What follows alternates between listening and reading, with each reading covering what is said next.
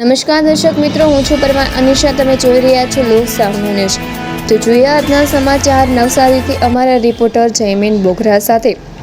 નવસારીના જલાપોર વિસ્તારમાં આવેલ થાણા તળાવના વિકાસ કામને લઈને ગંભીર સવાલો ઊભા થયા છે. કરોડો રૂપિયાના ખર્ચે ચાલી રહેલા તળાવ ડેવલપમેન્ટ પ્રોજેક્ટમાં પ્રથમ જ વરસાદે કામની ગુણવત્તાની પોલ ખોલી દીધી હોવાનો સ્થાનિકો આક્ષેપ કરી રહ્યા છે.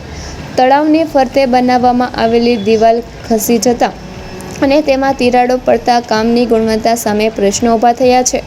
નવસારી મહાનગરપાલિકા દ્વારા જલાલપોરના થાણા તળાવના સૌંદર્યીકરણ અને વિકાસ માટે કરોડો રૂપિયાનો પ્રોજેક્ટ હાથ ધરવામાં આવ્યો છે.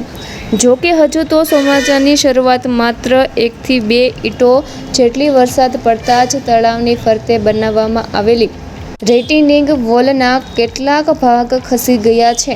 દિવાલમાં તિરાડો પડી ગઈ છે અને અનેક સ્થળોએ ભૂવા પણ પડી ગયા હોવાનું જોવા મળી રહ્યું છે. આ ઘટનાને લઈને સ્થાનિકોમાં ભારે રોષ જોવા મળી રહ્યો છે.